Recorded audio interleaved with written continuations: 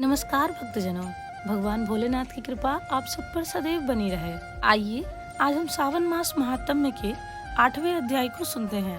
Channel पर नए हैं तो चैनल को सब्सक्राइब जरूर कर ले और बेल आइकन दबाना बिल्कुल ना भूलें। सावन मास महात्म्य के 8वें अध्याय में सावन मास में किए जाने वाले बुद्ध गुरु व्रत का वर्णन किया गया है। तो आइए शुरू करते हैं। ओम नमः शिवाय। ईश्वर बोले, हे सनत कुमार, अब मैं समस्त पापों का नाश करने वाले बुद्ध गुरु व्रत का वर्णन करूंगा, जिसे श्रद्धा पूर्वक करके मनुष्य परम सिद्धि प्राप्त करता है। ब्रह्मा जी ने चंद्रमा को ब्राह्मणों के राजा के रूप में अभिषिक्त किया था। किसी समय उसने रूप तथा यौवन से संपन्न तारा नामक गुरु पत्नी को देखा। उसकी रूप संपदा से मोहित होकर वह काम के वशीभूत हो गया और उसे अपने घर में रख लिया। इस प्रकार बहुत दिन बीतने पर उसे बुद्ध नामक एक पुत्र हुआ, जो बुद्धिमान, अंतर्यशाली तथा सभी शुभ लक्षणों से युक्त था। गुरु बृहस्पति को ज्ञात हुआ कि तारा चंद्रमा के घर में स्थित है। तब उन्होंने चंद्रमा से कहा कि मेरी पत्नी को वापस कर दो।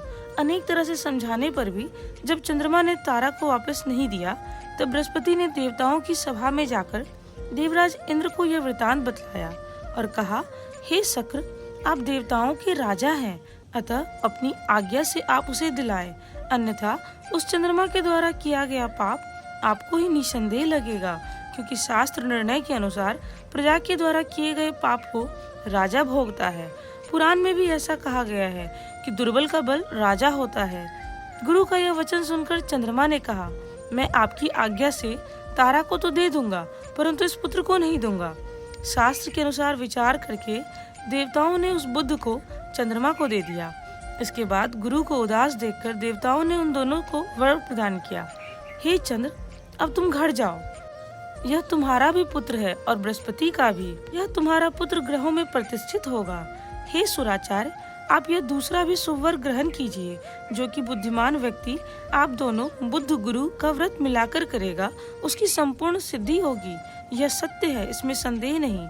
शंकर जी के लिए अत्यंत प्रिय इस सावन मास के आने पर जो लोग बुधवार और बृहस्पतिवार का पूजन व्रत करेंगे, उन्हें सिद्धि प्राप्त होगी। इस व्रत में दही तथा भात का नैवेद्य सिद्धि में मूल हेतु है। स्थान भेद से आप दोनों को की मूर्ति लिखकर पूजन करने से भिन्न भिन्न फल प्राप्त होता है। यदि कोई हिंडोले के ऊपरी स्थान पर आप दोनों की मूर्ति लिखकर पूजन करे, तो वह सर्वगुण संपन्न तथा दीर्घायु पुत्र प्राप्त करेगा। यदि मनुष्य कोषागार में मूर्ति को लिखकर पूजन करता है, तो इसके कोष बढ़ते हैं और वह कभी क्षय को प्राप्त नहीं होते। इसी प्रकार पकाले में पूजा करने से पाक वृद्धि और देवालय में पूजा करने से कृपा प्राप्त होती है। यागार में लिखकर करने से स्त्री का वियोग कभी नहीं होता है। धान्यगार में लिखकर पूजन करने से धान्य की वृद्धि होती है। इस प्रकार मनुष्य उन फलों को प्राप्त करता है। इस प्रकार 7 वर्ष तक करने के बाद उद्यापन करना चाहिए। उद्यापन से पहले दिन अधिवासन करके रात्रि में जागरण करना चाहिए। सुवर्ण की प्रतिमा बनाकर विधि पूर्वक 16 उपचारों से पूजन करने के पश्चात तिल, घृत, चारु और अपमार्ग से अश्वत्थ से युक्त समाधियों से होम करना चाहिए। अंत में पूर्णाहुति देनी चाहिए। इसके बाद मामा व भांजे को प्रयत्न पूर्वक भोजन कराना चाहिए। इसके बाद ब्राह्मणों को तथा अन्य लोगों को भी भोजन कराना चाहिए। स्वयं भी भोजन करना चाहिए। इस विधि से 7 वर्ष तक करने पर मनुष्य सभी मनोरथों को प्राप्त कर लेता है। जो इस विद्या की कामना से करता है, वह वेद व शास्त्र के अर्थों को जानने वाला हो जाता है। बुद्ध बुद्धि प्रदान करते हैं और गुरु प्रति गुरुता प्रदान करते हैं। सनत कुमार बोले, हे भगवान, आपने जो यह कहा है कि इस अवसर पर मामा तथा भांजे को भोजन करना चाहिए, यदि बताने योग्य हो तो इसका कारण बताइए। ईश्वर बोले, हे सनत कुमार, पूर्व काल में अत्यंत दीन तथा दरिद्र कोई 2 ब्राह्मण थे। वो दोनों मामा भांजे थे। उदार हेतु परिश्रम पूर्वक भ्रमण करते हुए वे दोनों किसी नगर में अन्न मांगने के लिए गए थे।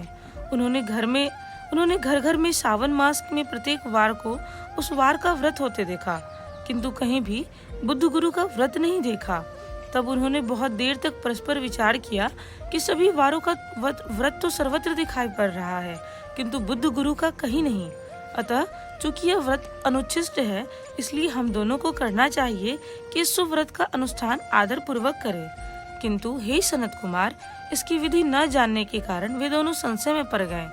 तब रात्रि में उन्हें स्वप्न में व्रत की विधि दृष्टिगोचर हो गई। इसके बाद उन्होंने इसकी विधि के अनुसार व्रत किया, जिससे उन्होंने अपार संपदा प्राप्त की। प्रतिदिन उनकी संपत्ति बढ़ने लगी और सभी लोगों को ज्ञात भी हो गया। इस प्रकार 7 वर्ष तक करके वह पुत्र व पौत्र आदि से संपन्न हो गए।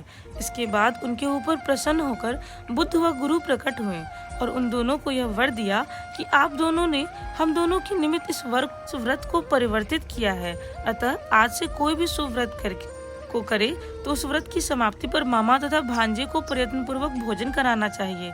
इस व्रत के प्रभाव से उसे सभी कामनाओं की परम सिद्धि हो जाती है और अंत में चंद्र सूर्य प्रयत्न उसका हमारे लोक में वास होता है। इस प्रकार श्री स्कंद पुराण के अंतर्गत ईश्वर सनत कुमार संवाद में सावन मास महात्म्य में बुद्ध गुरु व्रत कथन नामक 8वां अध्याय पूर्ण हुआ। बोलिए हर हर महादेव। धन्यवाद।